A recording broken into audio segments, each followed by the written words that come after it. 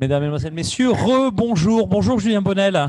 Bonjour Marc Lionel. Allez, c'est l'heure de parler un petit peu des révolutions qui sont en cours avec trois petits mots. Quels sont ces trois petits lettres qui vont résumer à elles seules notre atelier? NFT. NFT, qu'est-ce donc? Je pense que les pros de la blockchain et de toutes les des tiers de certification, ça leur parle. D'autres qui sont moins familiers, qui sont dans le monde des médias, ont besoin d'un vrai check-up. On va en parler tout de suite. Avant tout, d'ici là, je remercie nos partenaires. Papy Dep, je ne sais pas s'il est encore avec nous, Daka TV Radio, qui diffuse toute la journée nos travaux. Bonjour Papy, est-ce que tu es encore connecté?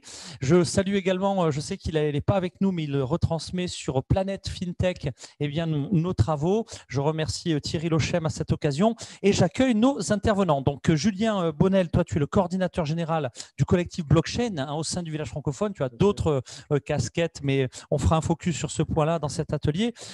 Aurélien Lallemand, bonjour. Toi tu es coordinateur Côte d'Azur Monaco du collectif blockchain justement, et tu as également d'autres arcs, flèches. Bon bref, vous avez compris, c'est dur à cette heure-ci. Flèche à ton arc, etc. Benjamin Spar, bonjour. Bien artiste peintre. Donc artiste, nous on aime bien les artistes au village francophone qui parlent de tech. Bienvenue, témoignage dans un instant. Manuel Badel, donc président de Babel Média, et pas voilà, donc Badel, donc c'est les deux, il n'y a pas de faute. Badel, avec un D. Avec un D, voilà, donc il y a eu une petite faute de voilà. Et David Schmitz qui est président et fondateur de Logion Blockchain Network. On est bon. Bienvenue à tous les cinq. Alors, on va effectivement lancer le sujet. Julien, tu nous as préparé ce sujet. Tu le fais également un peu en préquel, comme disent des anglo-saxons, de ton événement de septembre. Recite-nous et le sujet et Blockchain Stampede qui va se tenir dans pas longtemps. Oui, globalement, on veut recentrer le collectif blockchain du village francophone qui s'est constitué sur Vivatech et qui va se mobiliser sur un certain nombre d'événements cette année. Donc, il s'est mobilisé pour Vivatech, il se mobilise pour le Festival de Cannes. Il va se mobiliser du 20 au 25 septembre pour le Blockchain Stampede, qui va être un événement sur 5 jours, qui va mettre à l'honneur la blockchain et tous ses usages dans de nombreux secteurs d'activité, et ils sont très nombreux, et sur les aspects business, académiques et aussi start-up, avec un hackathon Et le collectif blockchain du village francophone ne va pas s'arrêter là, puisqu'on a un certain nombre d'événements où on va se mobiliser, notamment le Paris Retail Week pour montrer les cas d'usage de la blockchain dans le monde du retail, le JTEX au mois d'octobre, le sommet de la francophonie au mois de novembre, et pour bien commencer l'année 2022, le CES en tout début janvier. Voilà, donc un gros planning. Donc effectivement, à la fois pour accélérer nos meilleures blockchains francophones, pour aller détecter celles que nous n'avons pas encore dans la francophonie et qu'on va essayer de mettre dans les mains de nos collèges d'intégrateurs.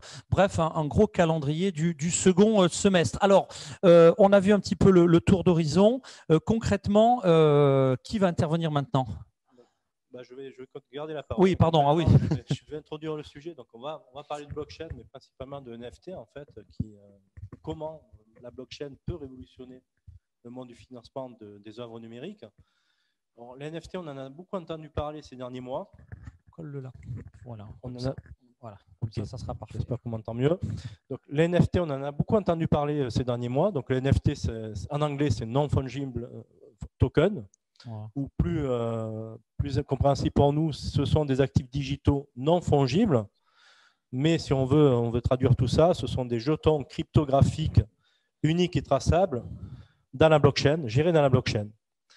On a beaucoup entendu parler des NFT ces derniers mois. Donc, les NFT portent plein de promesses pour les industries créatives et culturelles qui dépassent le cadre spéculatif, qui a permis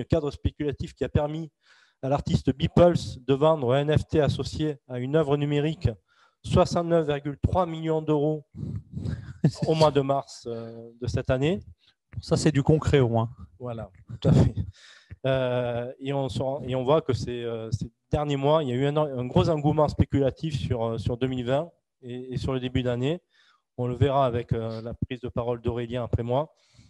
Et donc, ce panel abordera les aspects spéculatifs, mais surtout comment la blockchain peut révolutionner le financement des œuvres numériques des industries créatives et culturelles. Donc là, je laisse la parole à Aurélien pour… Alors, Aurélien, coordinateur du collectif blockchain Côte d'Azur Monaco. Bonjour, merci de me donner la parole. Alors effectivement, pour rebondir sur ce que disait Julien, il y a un véritable engouement spéculatif mondial qui s'est mis sur le marché des NFT depuis un an, hein, en gros. Le volume sur les NFT a été multiplié par 150 en l'espace d'un an et le marché a véritablement explosé et atteint 2,5 milliards de dollars sur les 5 premiers mois de l'année, soit 10 fois plus que l'ensemble de l'année 2020, hein, pour donner la tendance. Alors, même s'il y a eu un trou d'air au mois de juin qui effectivement a été lié à la chute des crypto-monnaies, ça reste néanmoins une vraie tendance de fond qui est toujours bien en place. Euh, alors, comment ça se passe au niveau des NFT? Les échanges se font souvent sur des plateformes. On peut citer la plus grande aujourd'hui qui s'appelle Rarible. C'est une plateforme qui a été fondée en début d'année 2020. Elle se définit elle-même comme la première place de marché des NFT appartenant à ses utilisateurs. Rarible fonctionne avec le Rari, qui est un token, une monnaie d'échange, mais il est tout à fait possible de placer des enchères avec d'autres crypto-monnaies, notamment avec l'Ethereum, par exemple. Le pourcentage de redistribution qui est reversé au créateur est variable. Généralement, on a une moyenne aux alentours de 4%, c'est à peu près ce qui est défini. Le cours du Rari, comme d'autres crypto-monnaies, évidemment, a été multiplié par 6 sur les pics de mai. Après, ça a redescendu assez fortement sur juin, donc il y a quand même ce caractère toujours spéculatif qui est derrière. Mais comme disait Julien, le NFT a quand même une valeur de traçabilité importante et d'authenticité sur les œuvres d'art. Pour vous donner quelques exemples, je vais vous donner l'œuvre numérique Réflexion, par exemple, de l'artiste de musique électronique Filmi, qui a été vendu récemment 50 000 euros. On peut aussi parler de Twitter, qui cherche à surfer sur cette vague-là, avec un concours qui avait été ouvert à tous les utilisateurs, avec 7 NFT qui étaient offerts à 20 exemplaires chacun, soit 140 jetons en tout, qui étaient mis aux enchères justement sur la plateforme Rarible. Même le patron de Twitter, Jack Dorsey, a récemment mis aux enchères son premier tweet datant de 2006, qui a finalement été vendu après enchère à 2,9 millions de dollars. Voilà, autant d'exemples qui vous montrent vraiment la frénésie qu'il y a sur ce marché-là.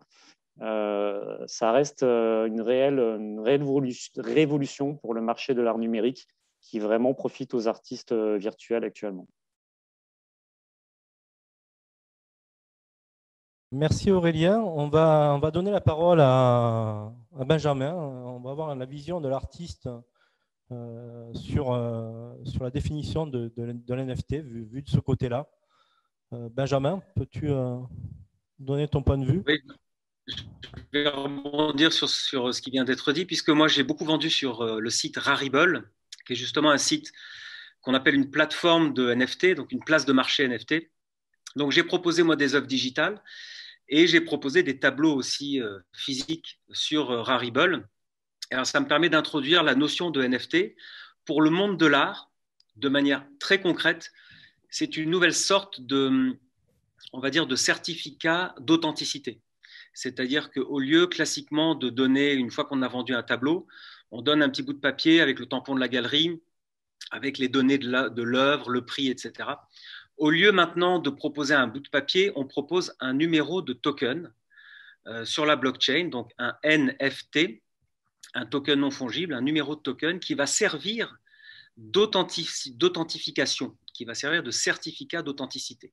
Énorme avantage, c'est qu'il est dématérialisé et qu'il est inscrit sur une blockchain certifiée et on va dire validée de manière absolue et certaine pour le monde entier.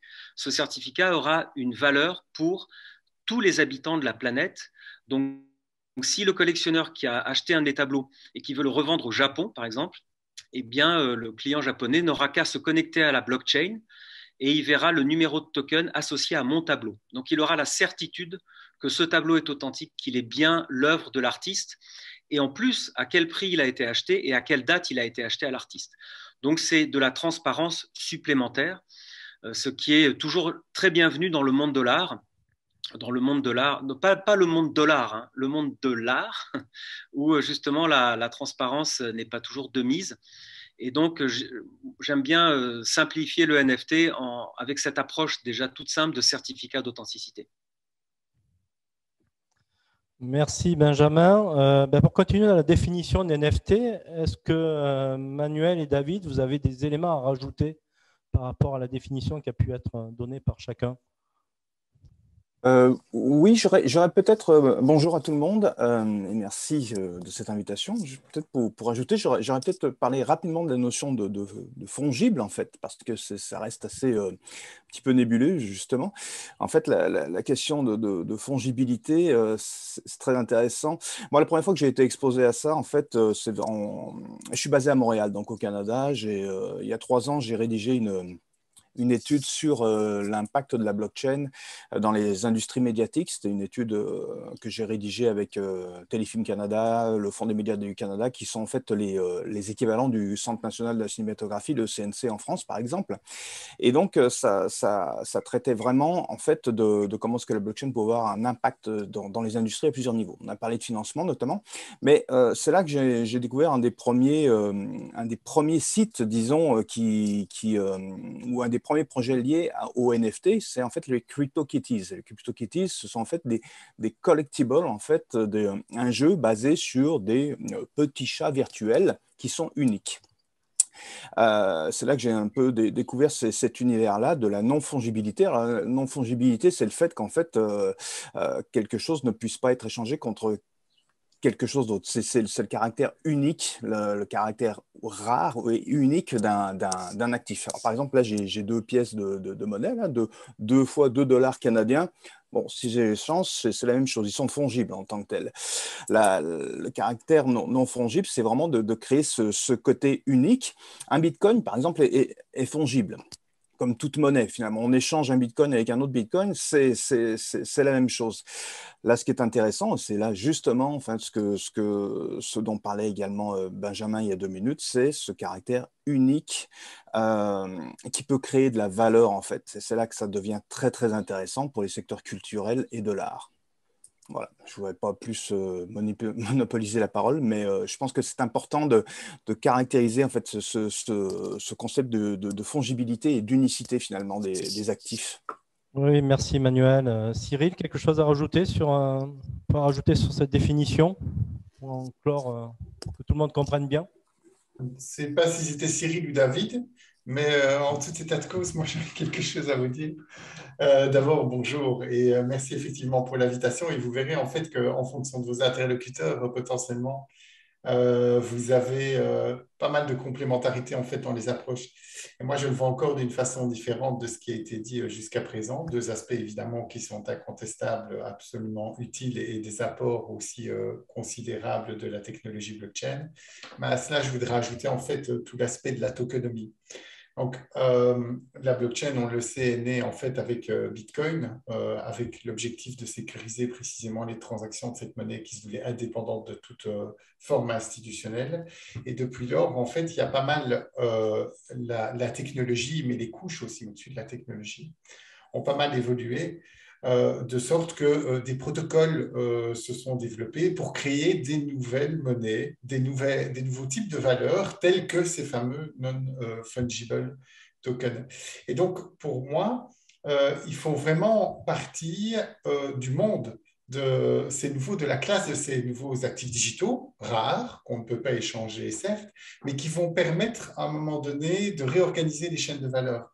Et donc, je les vois aussi finalement comme une nouvelle possibilité de rémunérer les artistes, une nouvelle façon aussi d'organiser la rémunération des artistes. Parce que quand vous aurez ce token va porter des droits, c'est une chose en relation avec une œuvre, mais il pourrait porter aussi des droits économiques, de sorte que quand il va passer d'un point A à un point B, comme les monnaies le font, l'artiste puisse percevoir effectivement une rémunération à chaque transaction. C'est un exemple.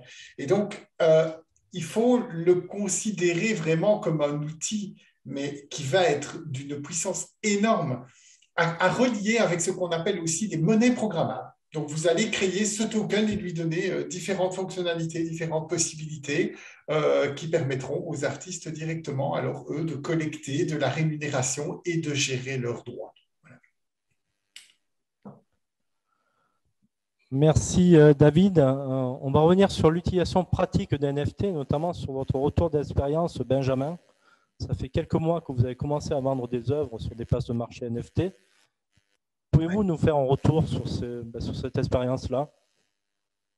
Oui, j'ai vendu deux sortes d'œuvres. J'ai vendu des tableaux physiques, j'ai vendu des lithographies aussi, sur plusieurs plateformes. Donc la plus connue, c'est Rarible. Enfin, la plus connue, dont on parle beaucoup, c'est Rarible. J'ai vendu sur OpenSea, j'ai vendu sur Foundation aussi, qui est une plateforme avec de la curation, c'est-à-dire que on entre sur cette plateforme avec une invitation qui vient d'un autre artiste, donc il y a déjà une forme de cooptation sur Foundation. Et puis j'ai vendu sur Iketnunk, qui est une plateforme NFT qui est basée sur une autre blockchain qui n'est pas Ethereum, qui est une blockchain qui s'appelle Tezos. Mais ça, bon, peu importe, ce sont des détails techniques importants, mais pour un artiste, je dirais que ce qui vient d'être dit par Monsieur Polkadot, qui est un remarquable projet d'ailleurs, c'est qu'effectivement, l'artiste doit maintenant s'intéresser à la crypto-monnaie qu'il gagne en vendant ses œuvres. Donc moi, j'ai gagné des Ethers, j'ai gagné des Tezos, j'ai gagné des Wrapped Ethers aussi. Enfin bon, bref, en tout cas, je suis vendu en crypto-monnaie. Donc je dois m'intéresser maintenant au cours de la crypto-monnaie et à la façon dont cette crypto, je peux moi l'utiliser pour peut-être faire d'autres projets en association, des collaborations, la façon dont cette crypto m'ouvre aussi des perspectives. Je dirais que les perspectives, elles sont aussi très créatives parce qu'il y a beaucoup de trois dimensions dans les NFT et ça m'a donné envie de maîtriser les logiciels de création 3D. Donc j'ai commencé à rentrer là dans ce domaine-là et je mélange mon univers deux dimensions, mon univers de tableau, on va dire, que je fais depuis 20 ans, avec un univers 3D et je conçois des œuvres digitales, enfin à mi-chemin entre le physique et le digital. Et je propose ça à des collectionneurs tout à fait nouveaux, parce qu'il faut reconnaître aujourd'hui que 80% des acheteurs de NFT sont dans le monde anglo-saxon. Et ça arrive progressivement en Europe, mais en tout cas, on va dire que ce sont des gens qui sont à l'aise avec ces nouvelles technologies. Et donc, ça m'ouvre un champ totalement nouveau en termes de collectionneurs, moi en termes de champ créatif, et ensuite en termes de spéculation, parce qu'effectivement, j'ai demandé à toucher 10% de royalties sur chaque revente de mes œuvres, mais j'aurais pu proposer même demander 15 ou 20% ou même 30%.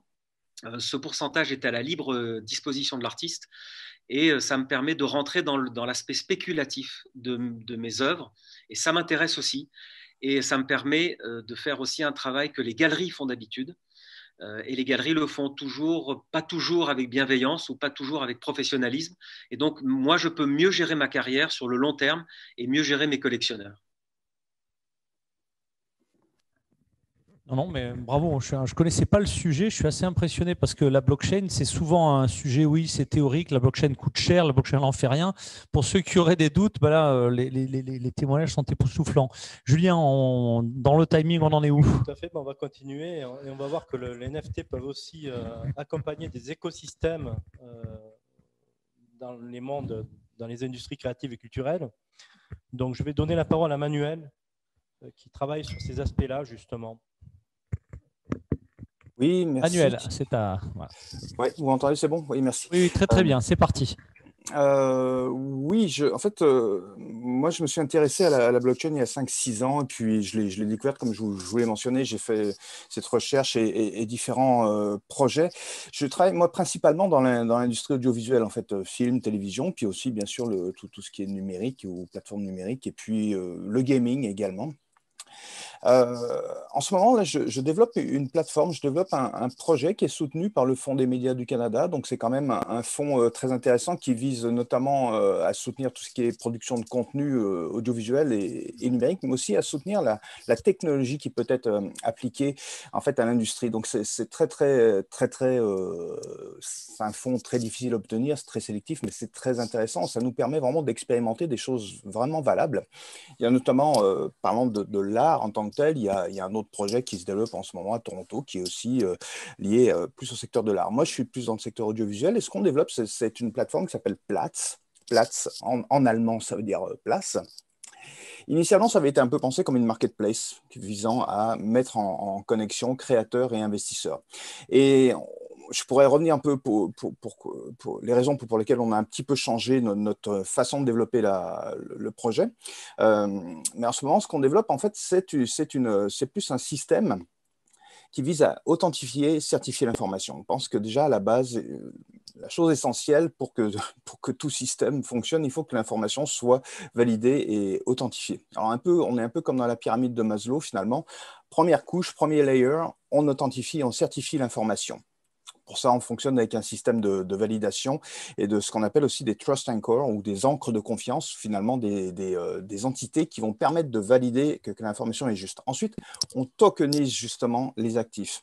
Donc, en fait, on a une propriété intellectuelle originale, un film, mais je cite un film, ça peut être d'autres types de contenus médias, mélangé avec un film, et à l'intérieur de ce film, finalement, il y a plusieurs éléments qui peuvent être tokenisés. On crée des actifs numériques et on va se concentrer en fait sur les droits d'exploitation ou alors les droits qui sont liés au financement. Par exemple, on pourrait imaginer qu'on tokenise des crédits d'impôt à recevoir pour un producteur. Ça devient un actif numérique, c'est un actif financier qui est assez sécure puisqu'il est authentifié par le gouvernement et finalement, cet actif va pouvoir être monétisé de manière à financer d'une autre manière une production. Il y a aussi en fait le fait que, par exemple, à l'intérieur d'un film, il y a une musique. Et cette musique peut avoir en fait sa propre vie, finalement. Un artiste pourrait tout à fait vouloir s'accaparer les droits, enfin obtenir les droits plutôt de cette musique et puis créer un album sur la base de la musique du film. On peut avoir, si on parle d'animation, de différents personnages qui peuvent être... Donc finalement, l'idée, c'est d'imaginer que toute propriété intellectuelle peut avoir un certain nombre d'actifs numériques qui peuvent être créés et tokenisés. On fonctionne avec la blockchain Ethereum pour l'instant. Et vraiment, c'est d'imaginer, et Benjamin parlait il y a quelques minutes de potentiel, en fait, extrêmement intéressant en termes de création et je pense qu'on est au centre de ça. Nous avons que comme tagline en fait Empower Creation parce que vraiment l'idée qui est derrière tout ça, qui se met en place progressivement, c'est quelque part de démocratiser en fait les sources de financement pour les créateurs, les producteurs, mais c'est aussi d'offrir de nouvelles opportunités de création pour un réseau en fait d'autres créateurs, en fait, de repartir sur cette base et de pouvoir tokeniser, créer de nouveaux actifs et de nouvelles formes de création. Donc, c'est ça qu'on développe au travers de Platts. Il y a un troisième layer dont je ne vais pas parler tout de suite, mais je pourrais y revenir parce qu'on est en fait un système qui, au travers de cette tokenisation, permet de collecter de l'information, collecter de la donnée, de la data, et donc de valoriser cette data. Merci Emmanuel. On voit les champs d'application qui sont larges dans les écosystèmes audiovisuels. Revenons maintenant à David et pour aborder un sujet, parce que tout n'est pas rose dans les NFT, et il y a encore des questions qui se posent, notamment sur les droits de propriété. Et donc, je vais donner la parole à David pour traiter ce sujet-là. Je vous remercie, c'est vraiment amusant parce que je ne m'attendais pas à ceci et je pense que ça s'inscrit très très bien dans ce que vient de dire Manuel. Et que je serais peut-être bien avisé d'en discuter avec lui. En fait, très brièvement, moi, je suis effectivement aussi entré dans la blockchain il y a 5 ans et j'ai contribué à l'élaboration de plusieurs protocoles de la finance décentralisée. Et c'est ça qui m'a permis à un moment donné de me rendre compte que quand on créait des protocoles, des actifs digitaux, des NFT, on était confronté quand même à un certain nombre de problématiques qui émanent précisément de contraintes qui viennent du monde réel. Et c'est comme ça, en fait, que le projet sur lequel je bosse actuellement est né, le projet Le Gun. Et je ne vais pas entrer évidemment dans les détails du projet Le Gun, mais simplement pour vous dire qu'en fait, Le Gun, qu'est-ce que c'est? C'est une parachain de l'écosystème Polkadot, dans lequel effectivement je suis extrêmement actif, avec un système en fait de validateurs et de certificateurs qui sont des legal officers, en fait des officiers publics et ministériels européens, qui vont intervenir finalement comme les certificateurs et les protecteurs à un moment donné d'un certain nombre d'opérations qui sont supportées par la technologie blockchain et qui mettent en mouvement des actifs digitaux. Alors pourquoi est-ce que j'ai fait ça? Et c'est à ça en fait que je voulais en venir parce que précisément, je travaillais aussi, pendant des années, j'ai travaillé dans le secteur de l'audiovisuel et je suis toujours actif plus précisément dans celui de la musique et des radios.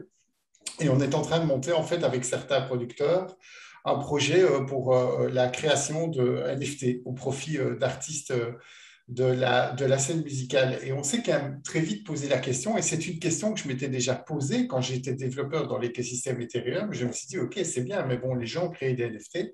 On a ici un artiste et ce sera très intéressant d'avoir son point de vue là-dessus aussi. Mais finalement, qu'est-ce qu'on sait exactement de l'origine de l'œuvre, des droits qui ont véritablement été portés dans l'NFT? Et c'est toutes vraiment des questions qu'on s'est posées, qu'on essaie de résoudre, à savoir, bon, la source du NFT, l'artiste, ça vient d'où? Est-ce qu'on peut le certifier, première chose? Qu'est-ce que cet artiste accepte de transférer aussi, parce que c'est extrêmement important, et dans quelles conditions? Et précisément tout ce contexte en amont, avant que le NFT ne soit déterminé, doit impérativement être fixé et rendu public et opposable. Parce qu'après, qu'est-ce que vous faites quand les gens vont acquérir un NFT? Tout à l'heure, vous avez vous-même en fait donné des exemples avec des montants qui ne sont quand même pas négligeables, hein. J'ai vu quelques artistes qui ont développé de la pixelisation d'œuvres du monde réel dans ce qu'on appelle aujourd'hui le métaverse, des mondes virtuels qui supportent aussi justement des projets NFT, comme des œuvres de la Joconde ou autres. Mais avait-il le droit de le faire? Et ces œuvres, elles ont été achetées. Et c'est vraiment la question qu'on se pose. Et j'en ai discuté avec quelques avocats qui m'ont dit, oh, mais les procès, c'est pour plus tard. Et à un moment donné, effectivement, voyant les montants qui sont en jeu, on ne serait pas surpris de voir des artistes, hein, ou des héritiers d'artistes qui ne sont peut-être plus aujourd'hui malheureusement sur Terre, revenir au galop et dire, ah mais non, non, ça vous ne pouviez pas le vendre ainsi, on a des droits, des commissions, on va réidentifier et revenir en arrière. Et précisément, nous, avant de se lancer dans le process des NFT, c'est ce qu'on a voulu faire. On veut faire un fixing clair des conditions et des droits qu'on va rendre alors opposables au public, et ces droits, on va essayer de les transcrire au mieux dans le NFT. Parce que le NFT, comment est-ce qu'il va naître? Il va naître grâce à du code, un smart contract qui va le générer. Alors, un smart contract n'est pas un contrat, vous n'arriverez jamais à reporter dans un smart contract la granularité d'un contrat juridique. Ça avance, on essaye de faire évoluer les choses, mais à tout le moins, on va essayer de s'en approcher, et on sera toujours là derrière pour dire, bon, ben, écoutez, dans cet NFT-là, on authentifie la source, on vous garantit effectivement que les droits que vous avez dans l'NFT sont bien conformes. Et la dernière chose qui est extrêmement importante aussi, c'est qu'on va vous garantir la sécurisation de l'œuvre.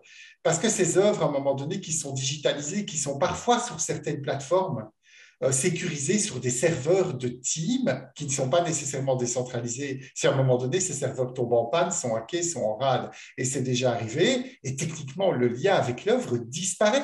Et donc, la valeur du NFT, elle chute. Et toutes ces choses-là, à un moment donné, il faut les prendre en considération pour qu'on puisse véritablement l'utiliser comme un outil qui soit compliant, si vous me passez l'expression, avec les contingences juridiques et économiques du monde réel. Et c'est véritablement là-dessus qu'on travaille, et c'est surtout ce qui m'a interpellé pour rendre encore cet outil beaucoup plus fort et beaucoup plus percutant et beaucoup plus acceptable en fait par les masses.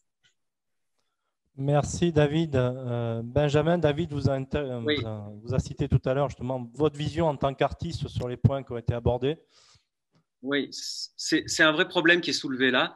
Je dirais que le monde de l'art n'a pas attendu les NFT et la blockchain pour avoir déjà des gros problèmes d'authenticité, des gros problèmes sur les reventes. On sait aujourd'hui que 20% des œuvres dans les grands musées sont des faux. Donc le monde de l'art a toujours été gangréné par le blanchiment, les faux, les mauvaises transactions, etc., les problèmes financiers. Il y en a énormément. Donc on retrouve ça avec les NFT. C'est-à-dire qu'on n'est pas dupe.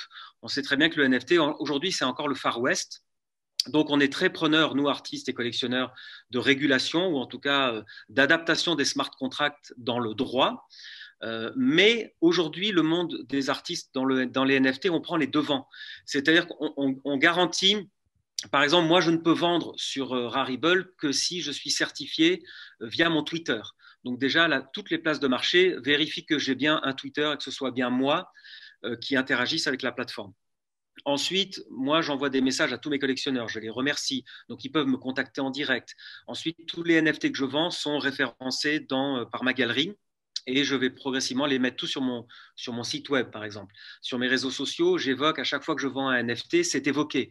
Ce qui veut dire que j'essaye, moi, avec mes outils, mes réseaux sociaux, de parler de ce que je fais dans le monde digital et de garantir que ce que je fais est vraiment initié par mon propre nom d'artiste en fait.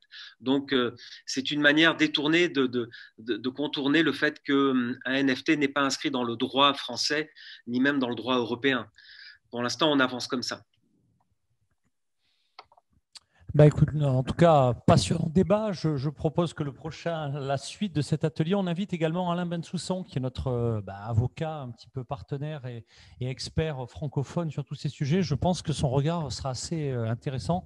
Je rappelle qu'il a été vraiment à l'origine de très nombreux éléments de droit entier européen sur le numérique. Et c'est vrai que ces nouveaux territoires sont totalement extraordinaires, quoi. Alors, en conclusion, peut-être pour conclure ce débat, dans le peu de temps qui nous reste. Allez, je vais commencer. Donc, je pense que Benjamin a bien présenté le sujet, c'est-à-dire que les NFT lui ont fait évoluer ses créations, lui ont fait envisager aussi de nouveaux business models, de nouveaux moyens de gérer son métier d'artiste et cet aspect financier associé à ses œuvres. Et je pense que ça résume bien aujourd'hui l'impact de la blockchain sur l'économie, c'est-à-dire qu'elle transforme les modèles existants et elle crée de nouveaux modèles. Oui, moi, effectivement, comme conclusion, disons que très concrètement, moi, je suis un artiste, donc je ne suis pas dans la technologie. Mais cette technologie m'a aidé à trouver de nouveaux collectionneurs, à gagner de l'argent, à faire de nouvelles œuvres, à faire évoluer mon travail. Et la révolution, elle est encore plus profonde parce que, comme il était dit, on va pouvoir tokeniser beaucoup plus de choses dans la société. Et c'est un nouveau rapport à la propriété que l'on va avoir. Et puis moi, dans le monde de l'art, la révolution, elle va être esthétique.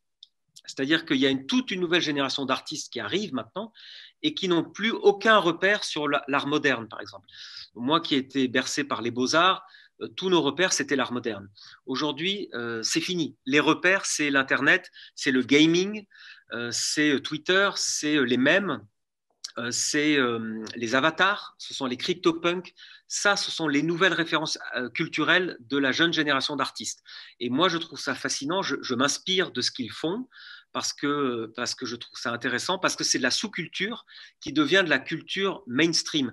Et moi qui me suis passionné pour le pop art, ce qu'a fait Andy Warhol, c'est exactement ça. Il a pris la sous-culture et il l'a amené au niveau muséal.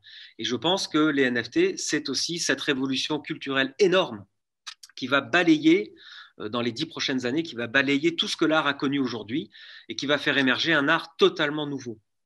Dubuffet avait connu la blockchain et avait tokenisé ces différentes œuvres. Alors, merci, vraiment, merci pour ce témoignage. On a besoin au sein du village francophone de témoignages de retour d'expérience.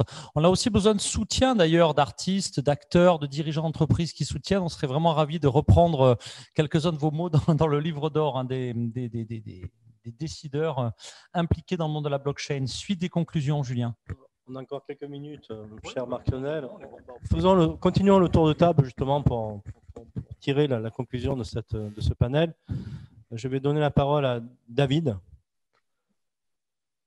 Écoutez, moi je trouvais ça particulièrement passionnant, mais aussi très encourageant d'entendre Benjamin parler.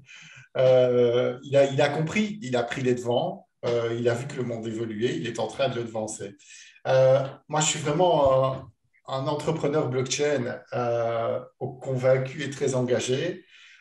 Ce que les communautés cherchent à faire aujourd'hui, qu'elles soient de développeurs, qu'elles soient d'évangélisateurs, c'est vraiment essayer de mettre en place des outils, de développer des protocoles, de développer des flux pour réorganiser les chaînes de valeur.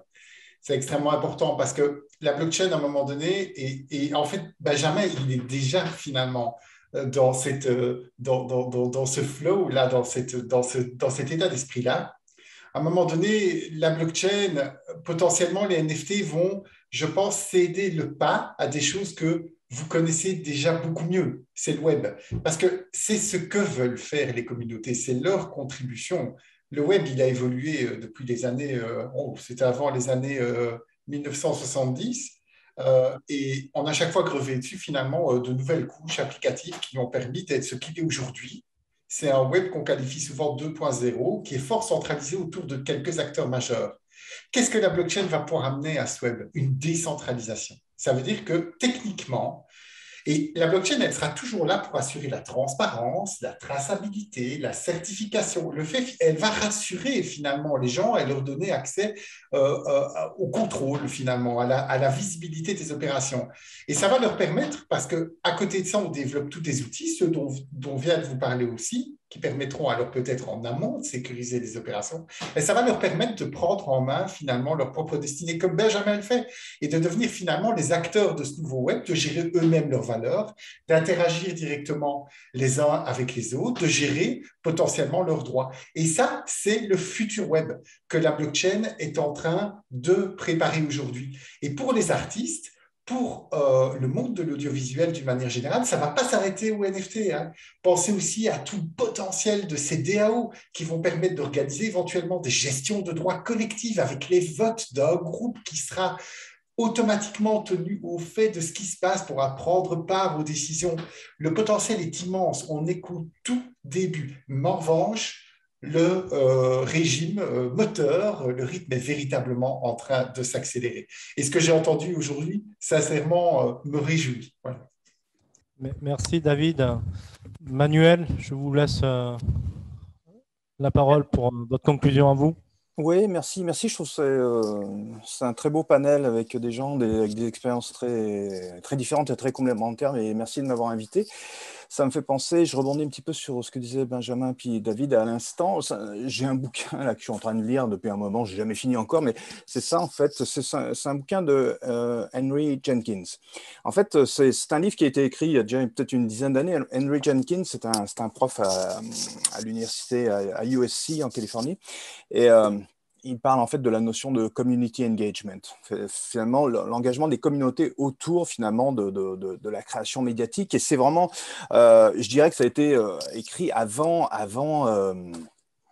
toute cette question de NFT, mais je pense que c'est quelqu'un qui s'y intéresse beaucoup parce que justement les NFT, c'est probablement une façon d'engager les communautés. Déjà, via les médias sociaux, on peut avoir quelque chose qui peut favoriser cet élan et de comment mieux créer une connexion avec finalement nos auditoires, nos publics et les intégrer finalement dans des processus de création ou dans des modèles d'affaires finalement.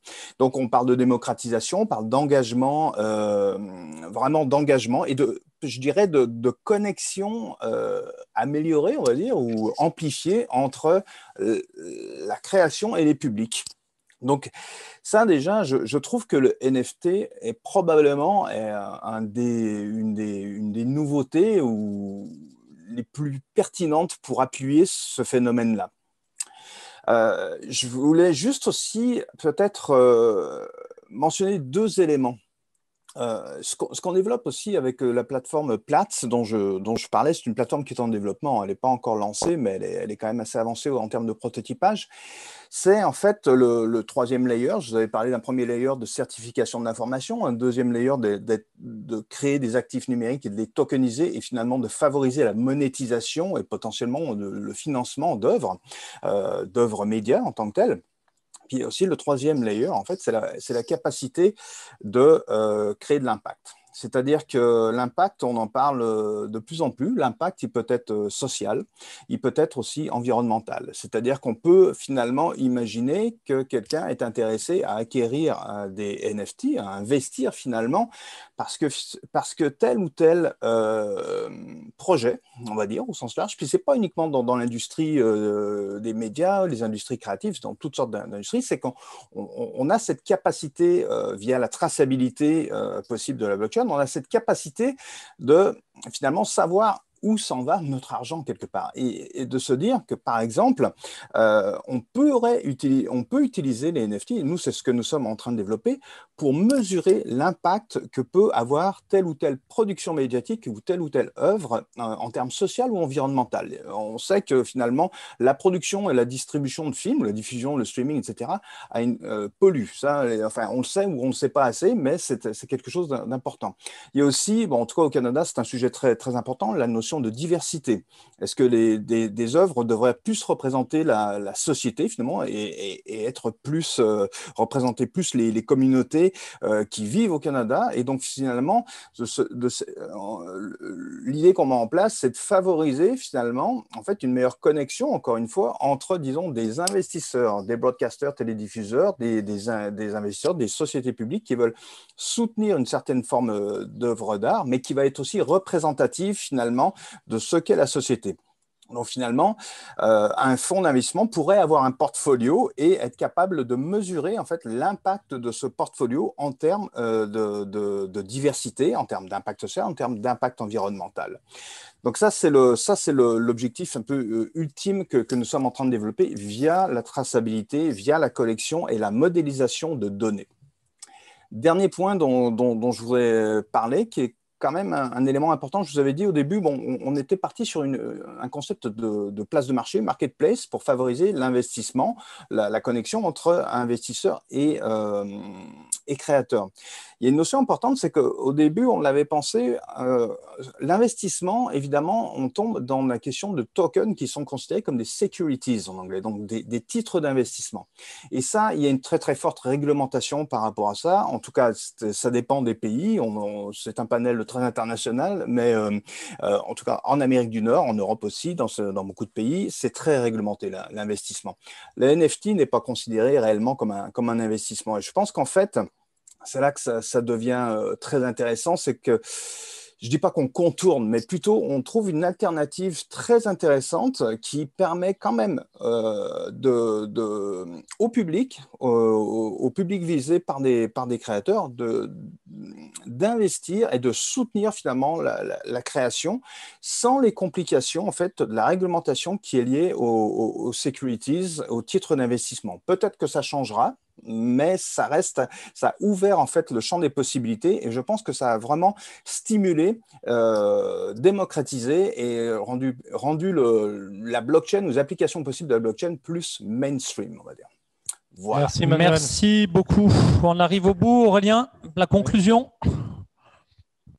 Oui, alors pour enchaîner sur ce qui a été dit, effectivement, je pense qu'une des promesses de cette technologie blockchain, moi je le vois dans l'accélérateur de startups que j'anime ici, il y a de plus en plus de startups qui l'utilisent dans plein de domaines différents, dans plein de secteurs différents. C'est vraiment une vraie révolution qui touche tous les secteurs et pas seulement le secteur de l'art. Mais pour revenir sur ce qui a été dit, effectivement, la promesse c'était de faciliter la transaction et de redonner du pouvoir aux artistes, qui a l'air d'être le cas pour le moment. Il y a besoin d'avoir une certaine régulation parce que j'ai entendu tout à l'heure, on disait, je crois que c'est Benjamin qui disait c'est encore un petit peu le Far West dans la partie NFT. Effectivement, il n'y a aucune régulation et à mon avis, il est nécessaire d'en avoir une. Maintenant, il va falloir trouver les bonnes limites, la bonne adéquation pour à la fois conserver le côté communautaire et liberté, je dirais, qu'il trouve au niveau des artistes et leur redonner du pouvoir qui est tout à fait légitime, mais aussi encadrer aussi les transactions et éviter effectivement ces soucis de fraude parce qu'il y a bon nombre de plateformes qui ne vérifient pas encore l'authenticité des œuvres qui sont déposées, est-ce qu'elles viennent bien du créateur? Et voilà, il y a vraiment des risques qui sont inhérents, des risques juridiques, des risques pénals. Donc ça peut, voilà, c'est quelque chose qu'il va falloir surveiller dans les mois, les années à venir. Eh ben, grand merci pour ce tour d'horizon. J'aperçois Papy Depp à Columbus qui, eh bien, avec AK TV, retransmet la totalité de nos travaux du jour. Alors, Papy, est-ce que toi qui es un acteur, un observateur du monde de l'art sur ta chaîne, tu as appris des choses par rapport à ces tokens, le rôle de la blockchain? C'est important pour le monde de l'art et notamment pour l'Afrique? Ah, on a un problème de son, Papy. Ouais, alors je ne sais pas. Bon, peut-être un problème. Je retrouverai Papy de toute façon dans quelques instants pour le lancement des sessions de pitch. On réessaye. Papy, tu es avec nous? Non, il y a un problème de son. Bon, bah écoute, c'est pas très grave. On va laisser Papy se reconnecter en conclusion. Merci donc à Papy. Merci à tous les intervenants. Merci aux auditeurs. Il est tout simplement muté. Tout le monde. Ah oui, je crois que c'est bon. Papy, tu redis? Je crois qu'on t'a récupéré. Non, on n'y arrive pas. Ouais. Donc, merci à tous, merci aux intervenants, merci aux auditeurs. Et je donne rendez-vous à tous du 20 au 25 septembre pour une semaine dédiée à la blockchain et on va encore parler beaucoup d'NFT. Quand je suis là. Ah, ça y est. Bon, Papy, voilà. Important, il reste vraiment 10 secondes. Important pour l'Afrique, important pour le monde des arts, toi qui es une chaîne de référence télé pour ce monde-là. Voilà, donc on apprend tous les jours. C'est vraiment, comme on dit, c'est gigantesque parce que le digital devient aujourd'hui incontournable. On ne peut rien faire aujourd'hui sans le digital. Aujourd'hui, le village francophonie démontre une fois de plus que c'est le temps et à se concentrer sur ce que nous savons faire. Aujourd'hui, AKTV donne l'occasion à tous les Africains, même les Occidentaux, de pouvoir connaître ce qui se passe en cheval entre l'Afrique, l'Europe et certainement les États-Unis. Et l'occasion pour nous ici d'interpeller aussi tous ceux ou celles qui ont envie d'aider cette chaîne pour aller de l'avant, c'est une très belle occasion. Donc, ce que nous faisons, c'est pour tout le monde. Et aujourd'hui, AKTV est très content d'être partenaire officiel du village francophonie parce que c'est un travail, comme on dit, qu'on a commencé à travailler depuis avant ou pendant la pandémie. Aujourd'hui, c'est du réel et on est très content. Merci encore une fois de plus, Marc. Merci beaucoup, Papy. On rappelle juste la date et puis on se retrouve tout de suite après. Donc, pour les pitchs. 20-25 septembre pour l'International Blockchain Stampede. Voilà, et évidemment, la semaine complète et le village, évidemment, couvrira un focus quelques temps forts, notamment la partie business qui est toujours au cœur de nos projets d'intelligence collective et d'accélération et d'attractivité croisée entre territoires, des meilleures solutions. Bravo à nos panélistes, on ne vous lâche plus, on vous trouve passionnants, donc il y aura d'autres rendez-vous sur le sujet. A priori, en septembre, vous êtes dans le casting, si évidemment vous nous aimez encore à cette date. Allez, à tout de suite, on se retrouve pour la session, le moment très attendu. C'est la session de pitch, 14 candidats, de nombreux jurés. Vous pouvez rester avec nous, messieurs les panélistes, et vous allez même pouvoir voter si vous le souhaitez. C'est tout de suite après le jingle.